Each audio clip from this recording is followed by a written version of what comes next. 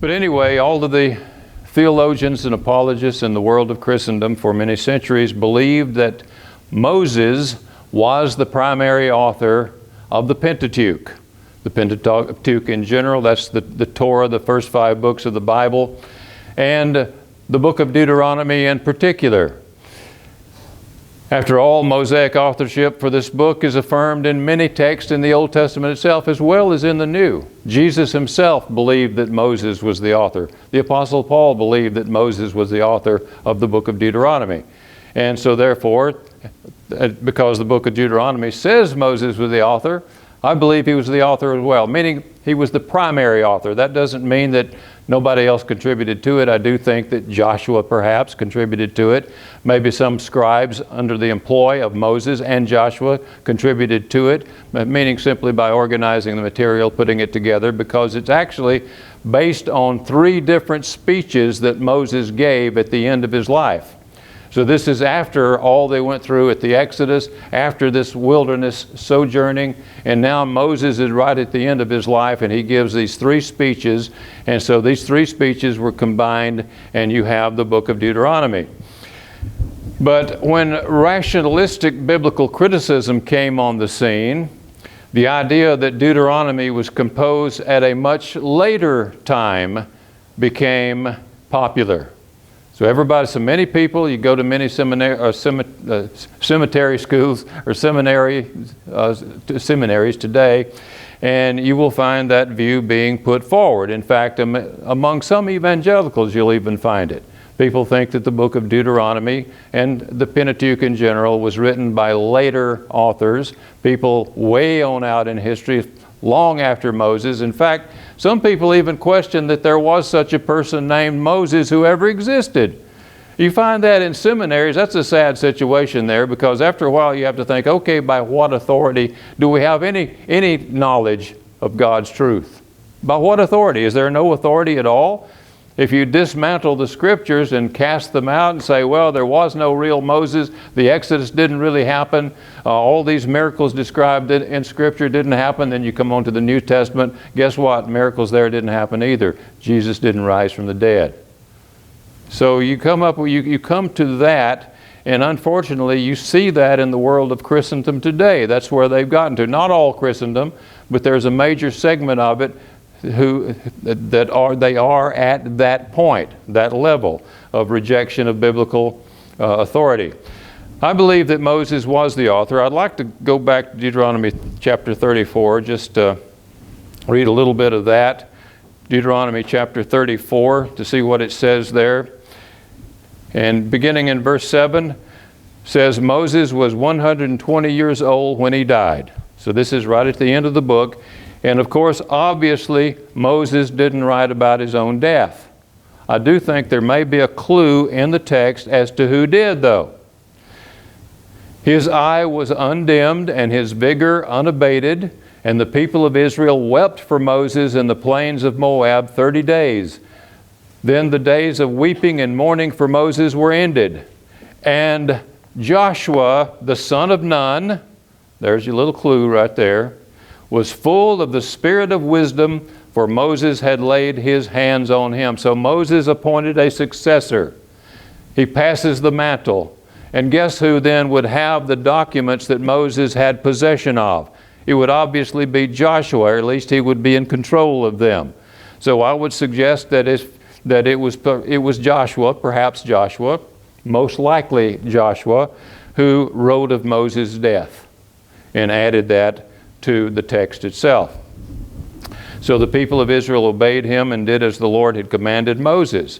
And there has not arisen a prophet since in Israel like Moses. You see, Moses actually was a type of Christ. That becomes clear in other texts, especially in the New Testament.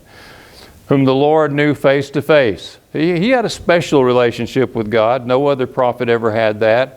God never met with other prophets in the way that he met with Moses, in like this face-to-face encounter with Moses. You know, Moses, because of this encounter, went out and his face was shining at one point because of being in the divine presence. So he did have that special kind of relationship because he was a type of Christ, and he was used very specially in the revelation of God, in revealing God's truth to this people of Israel, and preserving it, and seeing to it that it was preserved, because there's a greater purpose for it, as we shall see. He says, none like him for all the signs and the wonders that the Lord has sent him to do in the land of Egypt. And you notice, and this is one of the things I want to call your attention to, is that throughout Deuteronomy and other Old Testament texts, throughout the law itself, you find repeated references to the Exodus. Over and over again, God keeps calling the attention of the people back to the Exodus. Why do you think that is? What was it about the Exodus that's so special? Even when he's reminding them on how they're to treat their indentured servants. He says, remember, you were a slave in Egypt. He reminds them of that so that they will remember to treat their indentured servants properly and not abuse them. And then you have so many other features in the law. Even in Deuteronomy 5, the Sabbath itself in Exodus 20 is clearly linked with creation, because God rested on the seventh day, and therefore he gave Israel the Sabbath. He instituted the Sabbath actually in creation. But in Deuteronomy 5, it doesn't mention that. It mentions some other event. What event do you think that was in connection with the institution of the Sabbath for the people of Israel? It was the Exodus. So you have both creation and what would become known as the great redemptive act of God in the Old Covenant, and that was the Exodus. When he brought his people out of bondage, that was the great redemptive act, and it serves as a type of an even greater redemptive act that's coming yet in the future, at least future to the time of Moses. So, with all that in mind, just to reiterate the fact that in Deuteronomy and throughout the Old Testament, you find these repeated references to the Exodus. You could say that the covenant that God established with Israel was an Exodus-centered covenant, and for very good reasons. Again, because that was the great redemptive act of God in establishing the covenant with Israel. Because after all, God essentially, figuratively, broke the knees of Pharaoh, considered the greatest king of that time. He overcame and defeated the gods of Egypt, which people would have thought that can't be done, but the God of these Hebrew slaves did it in bringing his people out of the land of bondage.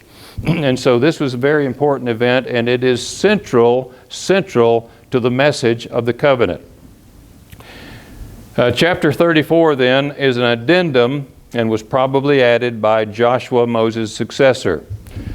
And the book of Deuteronomy itself is made up largely, as I said earlier, of 3 speeches Moses made to the people. There's some other items in there as well, some legal categories that are described there concerning the law, but this is mostly the work of Moses. He's the primary author. And no doubt he had manuscripts himself that he prepared as he was giving these speeches to the people of Israel. And those manuscripts were preserved by Joshua and perhaps even Joshua's successors and others in his association, who then would have put them together in an organized fashion. And so we have now the book of Deuteronomy. So with all of this in mind, let's go to Let's look at what the book itself says about the authorship and the purpose of its having been written and preserved. Let's go back to the first chapter, spend a few minutes here, because I think this is very important, and we can ask ourselves the question, in light of what some of the critical scholars tell us today about the authorship, and ask ourselves the question, do we believe what the book itself says? In verse 1, it says, "These are the words that Moses spoke to all Israel beyond the Jordan in the wilderness, in the Arabah opposite Suph." Verse 3, "In the 40th year, on the first day of the 11th month, Moses spoke to the people of Israel according to all that the Lord had given him in commandment to them." So this is very important because Moses now is expounding the law of Moses. You want a good commentary on the law of Moses and find out what's in the law of Moses? You know who a good author would be? Someone to listen to? I would say Moses.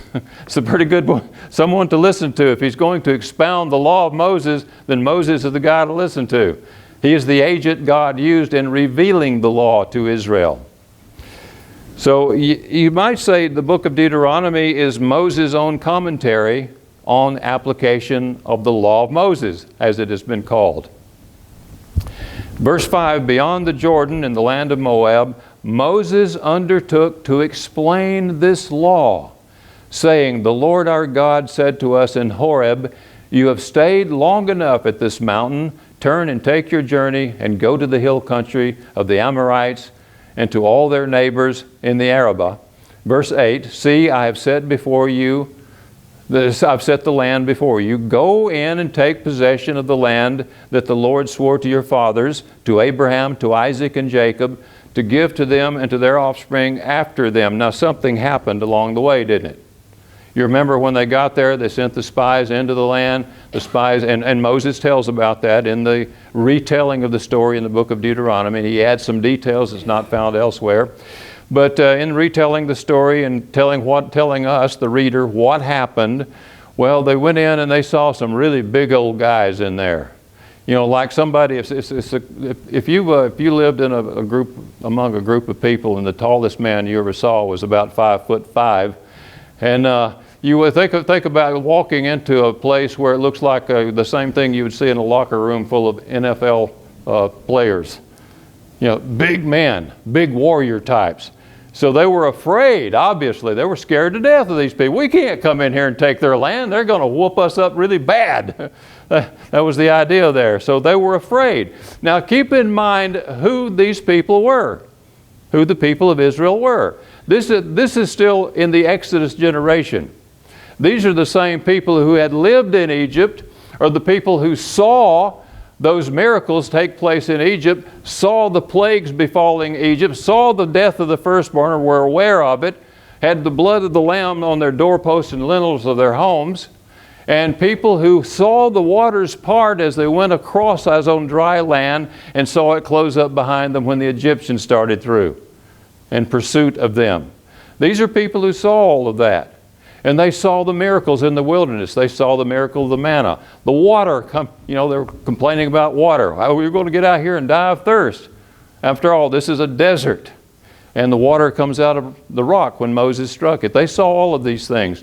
And now then God says, let's leave here, leave this mountain. You've been here long enough. Go to the land and take possession of it. And obviously he's saying, I will fight your battles for you. I will lead you. I, the same God who brought you out of Egypt, will put you in this land and give it to you as your possession, because I have decreed it. And what do? We can't do that.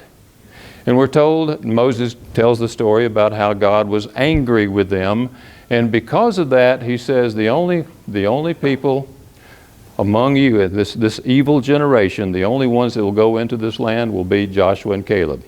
The rest of them fell in the wilderness. So that's a kind of a sad story. Even Moses himself was not able to go into the land. And he tells the story himself. But with all that in the backdrop now, I'd like to go to the place where we've already been there once this morning, but to Deuteronomy 16.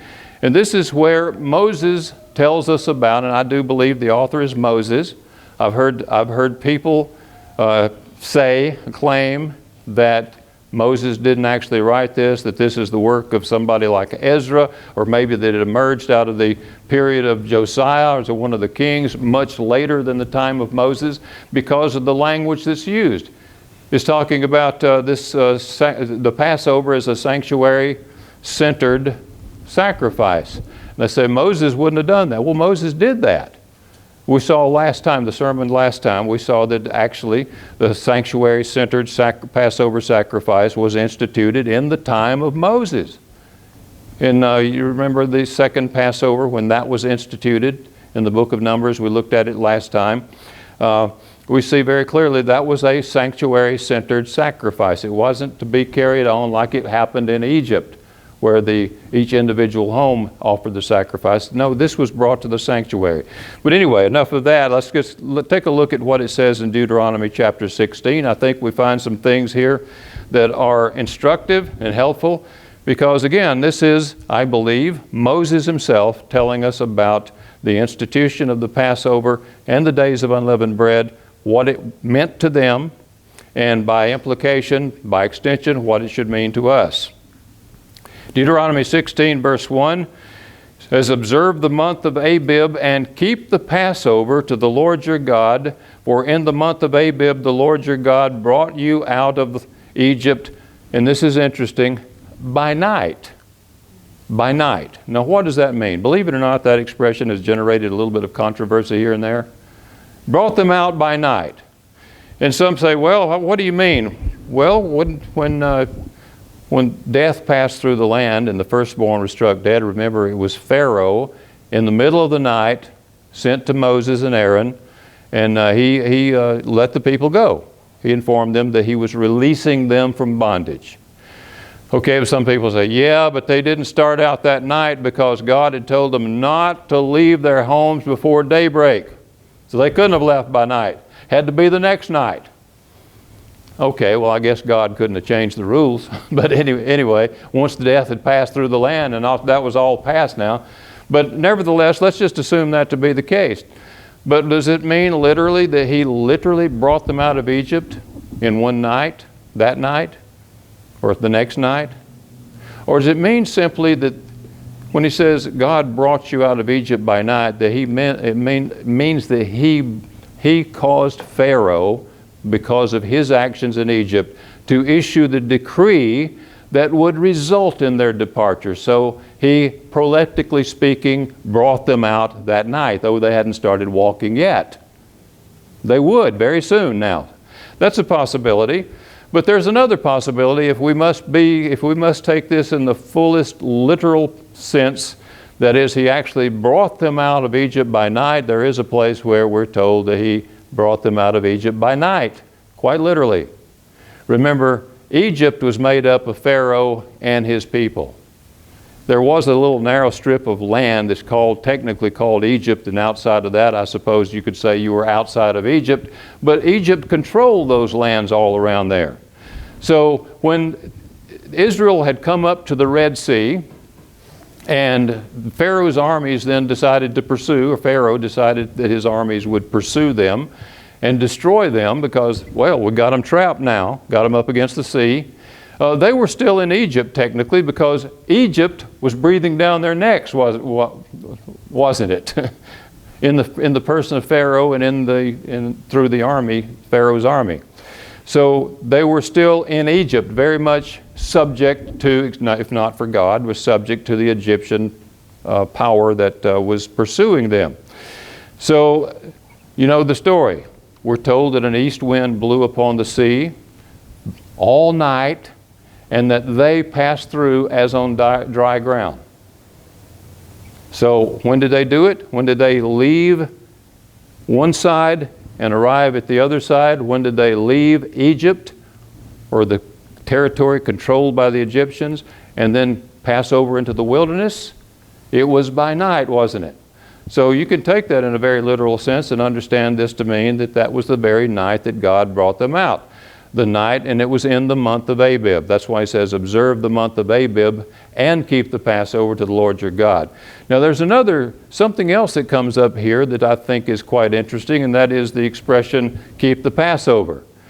Had it begun to evolve in meaning even by this point? And I think the answer is yes, and you will see evidence of it in the text itself. Read verse 2. And you shall offer the Passover sacrifice to the Lord your God, and here's the key right here. From the flock or the herd. This says or the herd. Other translations say and the herd.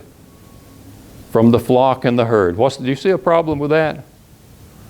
What kind of animal was to be used in the Passover sacrifice? Lamb or goat. You can't use a calf. Okay? You can't offer something from the herd. The word translated herd here, not talking about a herd of goats. It's talking about a herd of bovine, a herd of cattle. And yet here wait a minute, offer the Passover sacrifice to the Lord your God from the flock or the herd and the herd? What are you talking about here? This can't be the regular old Passover, can it be? No, it's not. I don't think it is. If you go back to, let me refer you back to there, Numbers 28, verse 19. Verse 28, Numbers 28, verse 19. It talks about the offering for the first day of the Feast of Unleavened Bread, and it does include from the herd. Not only from the flock, but from the herd as well.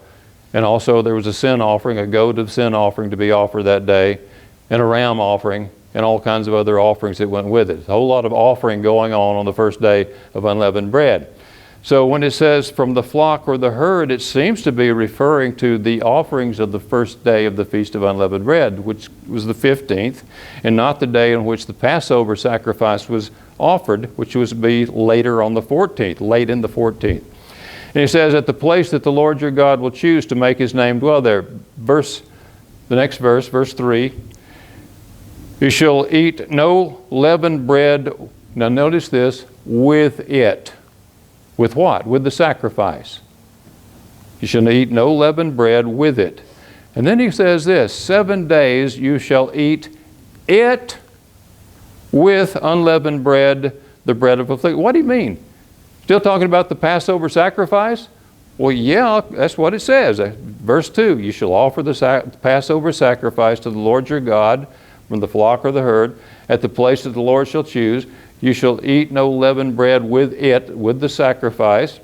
7 days you shall eat it, the sacrifice. 7 days, you got to dispose of it before sunrise in the night that you eat it, don't you? Well, you're talking about this Passover sacrifice itself, the lamb itself, yes. But here you're eating, whatever this is, you eat it 7 days with unleavened bread. So obviously this is not talking about that one Passover sacrifice that's to be offered in the latter part of the 14th and then eaten in the night of the 15th. It's talking about those other sacrifices offered in the days of unleavened bread. So my point is this, that by this point in Moses' life, by the end of his life, the word Passover is already being used in reference to the Feast of Unleavened Bread in general. You know, it's the Passover season, in other words. So this is not something that necessarily came later, but something that actually originated back when before Israel had actually entered into the Promised Land. So that's the only thing I can make of this, because as I said earlier, I do not believe that this was something that was revised and inserted later. He goes on to say, 7 days you shall eat it with unleavened bread, the bread of affliction. And here's very important, this is a very important statement here, for you came out of the land of Egypt in haste. Notice again the emphasis on coming out of Egypt. He says back in verse 1, remember that you observed the month of Abib, because that was the month that the Lord your God brought you out of Egypt. And here again, a reference to having been brought out of Egypt, the great redemptive act of God being referred to and being emphasized. That all the days of your life you may remember the day when you came out of the land of Egypt, another reference. So it is emphasized in this text, the importance of coming out of Egypt and never losing sight of that, because there's a very important reason for it. A very important reason for it. No leaven shall be seen with you in all your territory for 7 days, nor shall any of the flesh that you sacrifice on the evening, the Erev, not Ben Harvim, like you see in other texts that we explored last time, but none of the flesh that you sacrifice on the evening, it says, of the first day, remain all night until morning. Now it just has mentioned the 7 days. No leaven shall be seen with you in all your territory for 7 days. And then he says, nor shall any of the flesh you sacrifice on the evening of the first day remain all night until morning. So this is obviously referring to the sacrifice of the Passover, the one not talking about the other offerings that are offered during the days of unleavened bread. But the puzzling thing is that he says, on the evening of the first day. So how do you explain that? Because we understand that it was sacrificed in the latter part of the 14th. We know that in the time of Jesus, when the second temple was standing, that at least according to Edersheim in his work on the temple and its services, the sacrifice of the Passover took place at about 3 p.m., from between 3 and 6 p.m. Now, normally, the evening sacrifice took place at 3 o'clock. That's you had a morning sacrifice and an evening sacrifice every day. You doubled that on the Sabbath. So the priests worked extra hard on the Sabbath, had double time on the Sabbath, I guess you could say. But in any case, it was a daily sacrifice, the morning and the evening. That expression, evening, is Ben Harbim, showing that this expression between the two evenings refers to, according to Second Temple Jewish thought, it referred to the afternoon period, or it took in that time. So then on that day, though, when the Passover, on the 14th, when the Passover was sacrificed, they moved the evening sacrifice, the daily evening sacrifice, to 2 o'clock, and then offered the sacrifice of the Passover at 3, between 3 and 6 p.m. That's when everybody brought their sacrifices there, and they had in a very organized fashion. They had very quickly were able to move everybody through and have the blood dashed on the altar and so on. But it goes on. Let's explain what it means here, though, by the first day. You have to read some of the other text here. Some of the rest of the text says, "You may not offer the Passover sacrifice within any of your towns that the Lord your God is giving you, but at the place that the Lord your God will choose to make His name dwell in." This is a place wherever the tabernacle, later would be the temple, where it would be standing, which was the dwelling place of God. "There you shall offer the Passover sacrifice in the evening." Again, the word is Erev. "At sunset." It does not say after sunset, does it? At sunset. In fact, if you look at other translations, the expression goes like this: "You shall offer it in the Erev," meaning in the evening, "at the going down of the sun." Doesn't say after the sun has gone down, does it? No, at the going down of the sun. In other words, this could just as well refer to the latter part of the day, not the time just as we call sunset, after the sun is already descended over the horizon. So get the picture here. What he's saying: you offer the sacrifice at the going down of the sun. In other words, this is late in the day, into the 14th, and what else happens once the 14th ends? Well, the 15th begins, doesn't it? When does all this happen? In the Erev. In the evening. Just like on Friday evening. The 6th day ends and the 7th day begins. When? In the Erev, in the evening. And the same with this. So you can understand, just think about this. If the Passover sacrifice began, it doesn't say it was to begin at sunset, but surely at sunset it was to be at least near completion. They would have begun earlier, wouldn't they? There's nothing to forbid that. It would have begun earlier. In fact, you have other texts showing, won't go into those, showing that this expression, Erev, evening, can refer to a period later in the day when the sun is still visible, very visible. You read about the lengthening shadows of the Erev. You don't have shadows after sunset. The lengthening shadows are late in the day. You see that in around 3 o'clock and onward. It seems that the Hebrew expression or term Erev was used in much the way that many of us in the South use our word evening. I remember growing up, somebody says, you might say, "Y'all doing all right this evening?" And it might be 4 or 5 o'clock, 3 o'clock maybe. They called afternoon evening. And so, and then sunset comes, it's still evening. It seems that the word Erev had basically that same meaning. So when the sun was going down, the Passover sacrifice was offered, and they usually had it done, all the sacrificing done by sunset. But there's more to it than that, more to the sacrifice than just killing the animal. You also have to dash its blood on the altar. And there's more to it than that. The sacrifice is not complete until guess what? Somebody help me out here. Until you eat it. And before you eat it, you got to roast it. You know what kind of time you're talking about here? You're talking about several hours. And what would happen then is once the sacrifice was offered, it was offered, usually done by about sunset, and then the roasting was taking place. Some began a little earlier, some a little later, because you had a whole bunch of people crowding around that one area, the place where God has set His name at the sanctuary.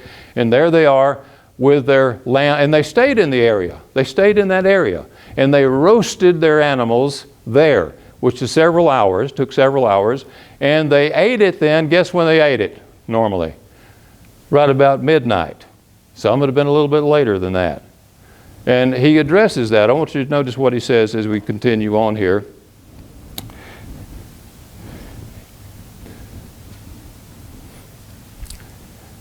It says, again, at the time you came out of Egypt, the latter part of verse 6, again, a reference to Egypt, and you shall cook it. This is by roasting. It doesn't mean boil it. Some people say, well, you can't boil it. No, it's not boiling. It just means cook it. By roasting, that's the instructions call for roasting, not boiling or any other method. And eat it at the place that the Lord your God will choose. And in the morning you shall turn and go to your tents. You see, they're out there the whole night. This is originally the way it was. Now, obviously, when God expands their borders, when God increases their numbers, and you got more people coming in, you got to make some kind of accommodations. And therefore, you can then lawfully move the sacrifice back earlier in the day, like in the mid-afternoon, like it was in the time of Jesus. So the Passovers were killed and offered by sunset on the 14th. That's the beginning of the 15th. And then roasted right there in the same area, which takes several hours, and then eaten at around midnight. The remains were then disposed of before sunrise, and then after all night, the people, come morning time, the people were ready to go back to their tents. So that's when they went back to the tents. And I expect there's quite a bit of resting went on at that point. And it goes on to say, verse 8, for 6 days you shall eat unleavened bread, and on the seventh, of course it means all 7 days, but the reason it says 6 days is in order to emphasize that the seventh day is an annual Sabbath. It says, and on the seventh day there shall be a solemn assembly to the Lord your God. You shall do no work on it. So I think you get the picture here, what Moses is telling us as to how the sacrifice was to be done once the people got into the land. And this is consistent with what we see in other texts. And we don't have to say, well, this must have been written much later, added to the text by some scribes out in the time of Ezra or even after that. No, I say that we can look at it and say, no, actually Moses himself wrote this. And he was already beginning to use the word Passover in reference to not only the Passover sacrifice itself that took place late in the 14th, but also to the whole season. The word Passover, because after all, the Passover sacrifice is what kind of kicked off the whole celebration, the whole festival. Now, again, I'll call your attention to the fact that Moses emphasizes remembrance of the Exodus from Egypt. The Passover festival, including the 7 days of unleavened bread, is then a memorial of the Exodus from Egypt. Its purpose is to call attention to, or call to mind, for the Israelites, to call to mind God's having broken the knees of the king of Egypt and having defeated all the gods of Egypt, and how with a mighty hand and with an abundance of miracles, he brought the children of Israel out of Egypt. This was to instill in their minds who their God was. That was its purpose. And to keep them, therefore, ever mindful of His laws and His commandments. The Exodus was God's, again, as I said earlier, God's great act of redemption and the establishment of His covenant with Israel. Now, with all that in mind, and knowing what the purpose of the Feast of Unleavened Bread, Passover and the Feast of Unleavened Bread was, why it is so emphasized, the Exodus, God's great act of redemption in establishing His covenant, so that the people could be forever mindful of who their God was, what He had done, the wonderful miracles He had performed because of His love for them, the apple of His eye. Let's look at chapter 32 of the book of Exodus, see something that happened once they got out of this is the same Exodus generation. They were out of the land of Egypt now. They were in the wilderness. They'd heard the voice of God. They'd received His law. He'd spoken it to them. They'd seen the glory of God in the mountain. The lights, of course, they experienced the trembling, the shaking of the earth, and all these other things.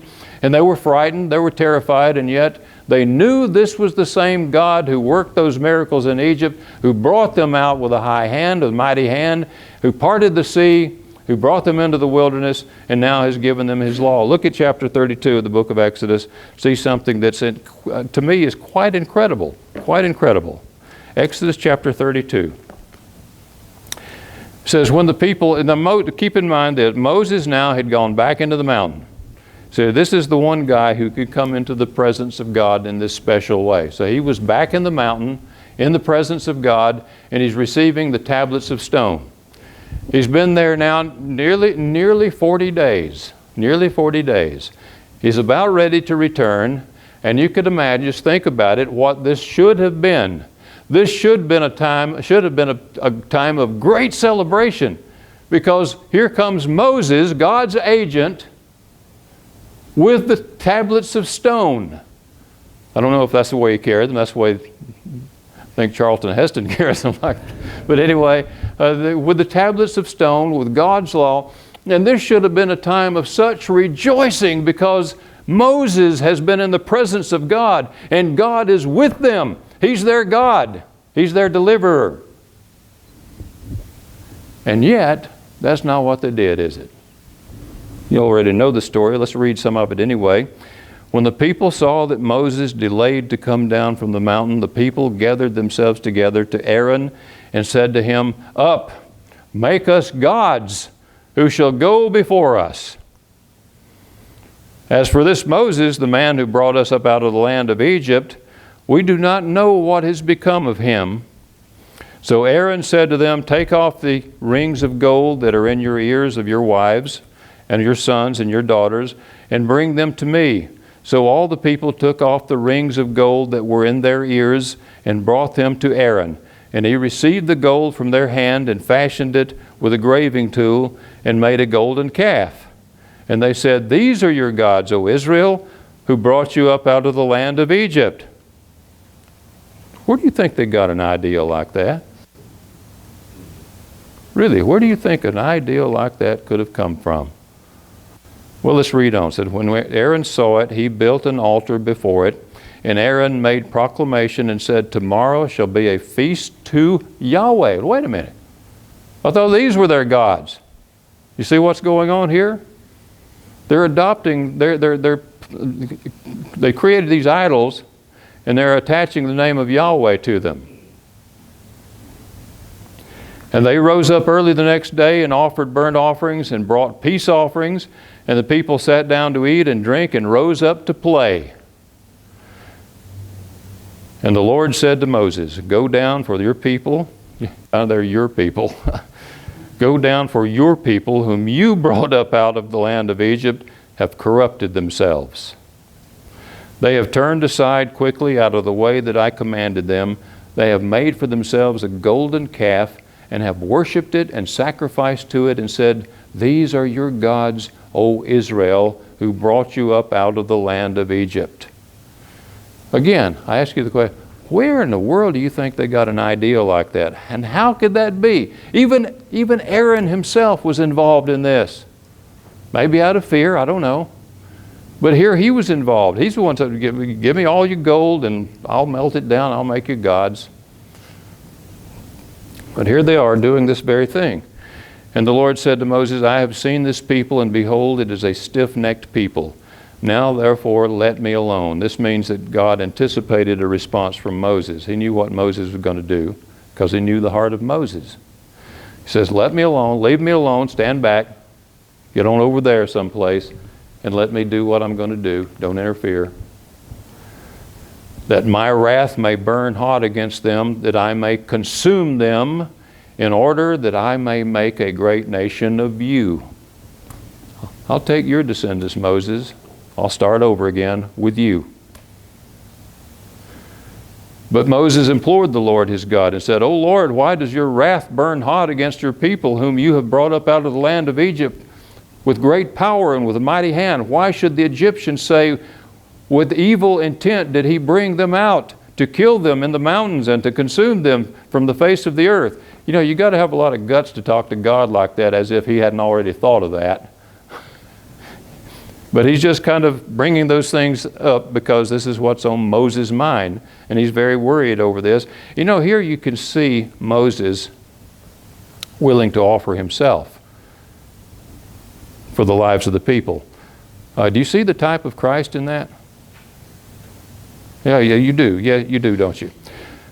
Turn from your burning anger and relent from your disaster against your people. Remember Abraham, Isaac, and Israel, your servants, to whom you swore by your own self, and said to them, I will multiply your offspring as the stars of heaven, and all this land that I have promised I will give to your offspring, and they shall inherit it forever.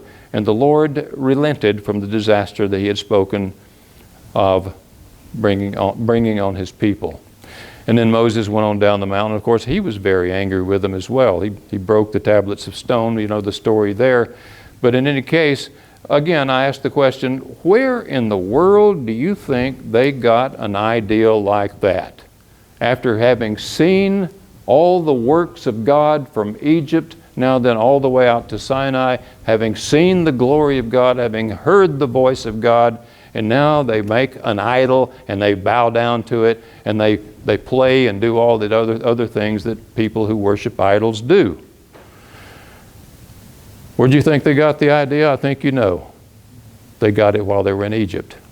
That's what the Egyptians did. That's what the Egyptians did.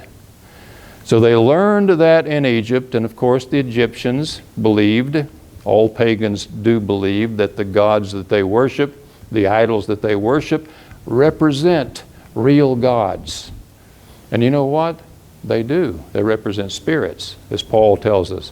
You know, to get yourself involved in idolatry is to get yourself involved in worshiping of demons, subjecting yourself to them. So here you had these people imitating the Egyptians. They'd come out of Egypt. God had brought them out of Egypt, and now they were imitating the Egyptians. Now then, the question for you is this. Let me say this first. We're told by the Apostle Paul in 1 Corinthians 10 that all these things were written under the inspiration of God, not only for the benefit of the Israelites, not only for the benefit of that generation of Israelites who did go into the land of promise, but also for us.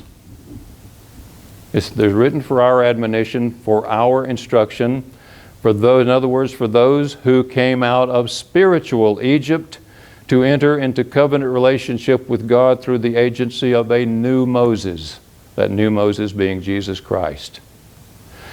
So these things, we're told, were written for us, for our admonition, for our instruction. And so therefore, my question to you is actually to all of us, each of us, but this is a question for you to ponder.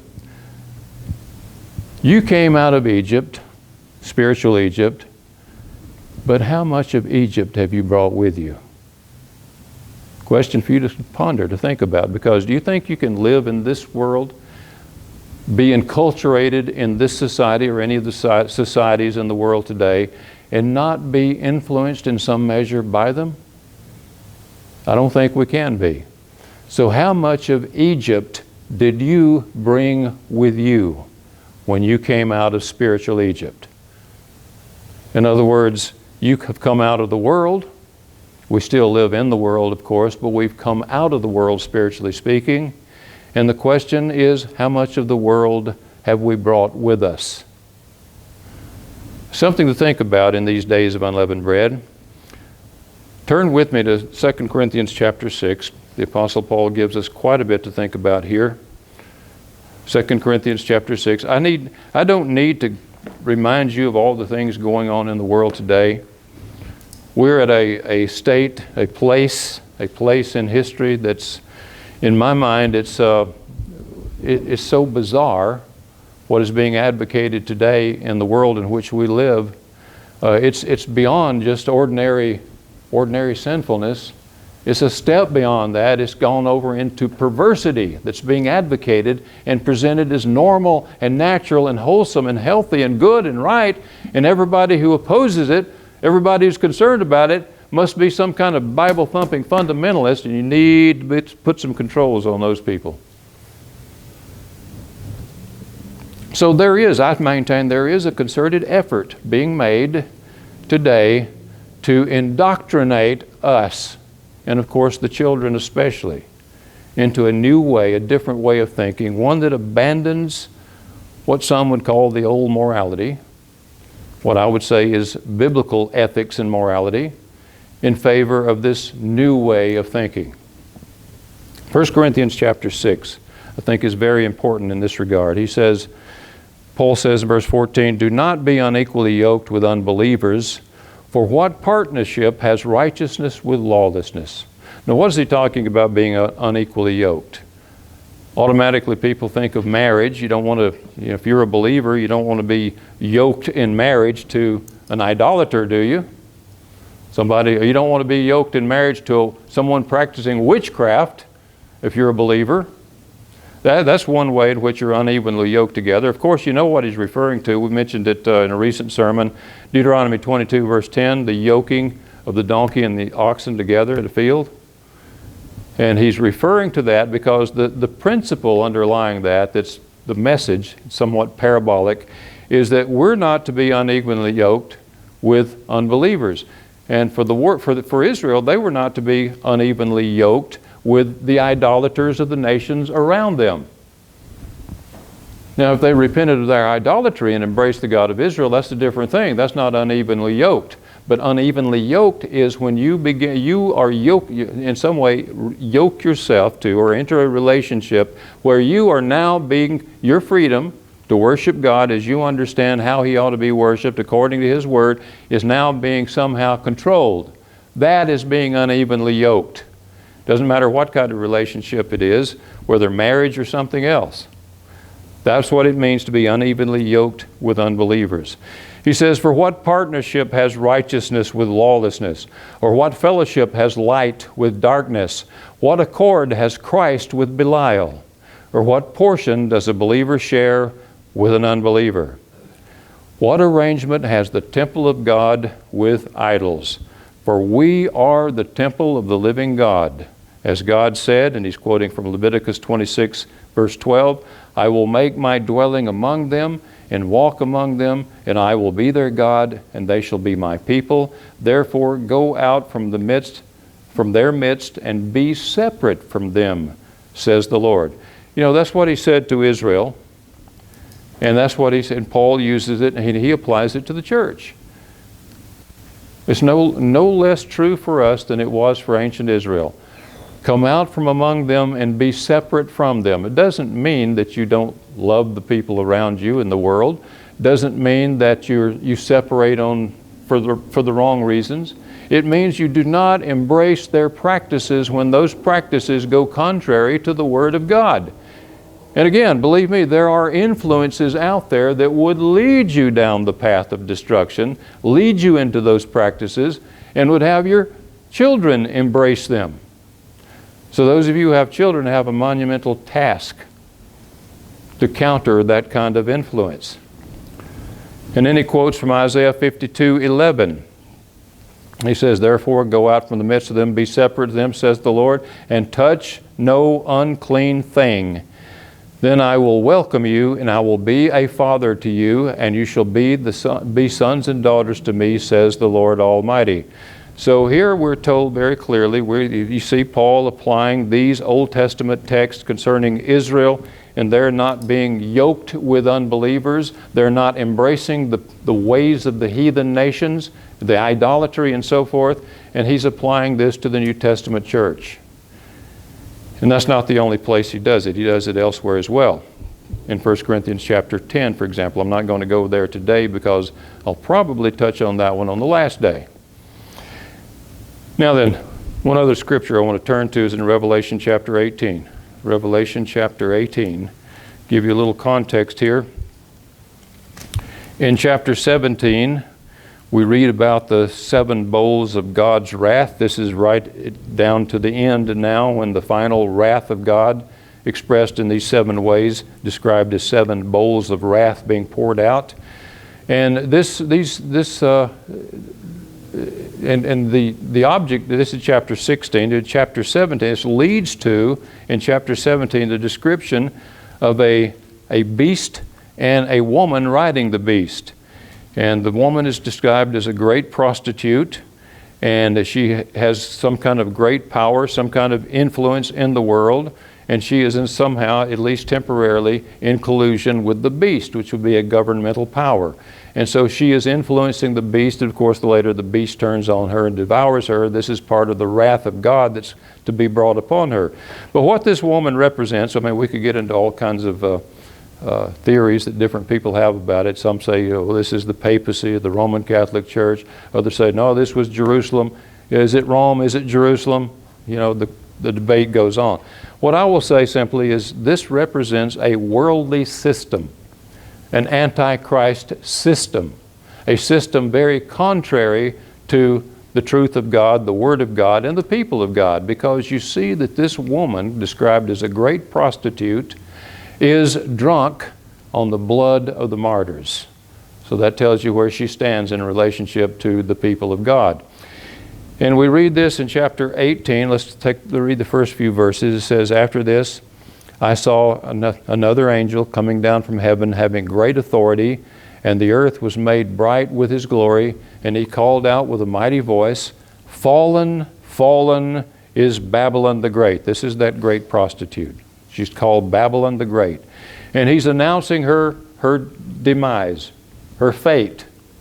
Fallen, fallen is Babylon the Great. She has become a dwelling place for demons, a haunt for every unclean spirit, a haunt for every unclean bird, a haunt for every unclean and detestable beast. For all nations have drunk the wine of the passion of her sexual immorality, and the kings of the earth have committed immorality with her, and the merchants of the earth have grown rich from the power of her luxurious living. Then I heard another voice from heaven saying, and here it is, come out of her, my people, lest you take part in her sins, lest you share in her plagues. This kind of has an Exodus theme to it, doesn't it? An Exodus theme. Come out of her, my people. Don't partake of her sins. Don't be idolatrous as she is. Don't embrace the path, the way of life that she has embraced and that she encourages. So come out of her, for her sins are heaped high as heaven, and God has remembered her iniquities. So this is what we're told here. The message is, come out of her, my people. And even though we may or may not identify particularly who this woman is prophetically, that doesn't really matter, because the principle applies. Wherever you are in the world, you understand that there is a worldly system that is very much contrary to the ways of God, very much contrary to the way of God. We see it in the world, not only in third world countries, not only in those countries that are known for idolatrous practice, but in our own country. More and more we see it. We see it coming to pass. And again, the fact is, those influences can be pretty powerful. They're often very subtle. They come to us in subtle ways. They come to us in the entertainment we enjoy. And we watch it. You may remember seeing certain television shows in the past. Everything in the old days was like, Leave It to Beaver type stuff. But more and more they started introducing other things. And more you started seeing things that kind of made you cringe just a little bit. Start hearing words they started using, made you cringe a little bit. Then you got used to it, didn't you? You got used to it. And then more came. You got used to that. Internet came. And you had to do some major getting used to with that one. But sometimes you could quite accidentally find something that you didn't really want to see. And more and more, these things are being subtly introduced. How many times can you turn on the TV set and watch it for a while and see homosexuality being in one way or another encouraged and being presented as natural, normal, healthy, right, and good? You see it, don't you? And we become used to it. We're being indoctrinated. But remember the words of Revelation 18. Remember Paul's admonition that we just read a few moments ago. And this is the message of the Feast of Unleavened Bread, a major message of the Feast of Unleavened Bread. Come out of her, my people. Do not be partakers of her evil deeds. You know, the wrath of God will come one day. It will be poured out upon a sin-sick world. And we have the opportunity to avoid all of that by simply removing ourselves from the influence, being aware of those influences that exist, and making sure we stay close to God through study of His Word, through focusing on the things of God as revealed in the Holy Scriptures. So the message, I believe, for us from the days of Unleavened Bread, one of the messages, a very important message, is stay close to God, stay in the Scriptures, and make sure you do not become unevenly yoked with the evils we see in this world.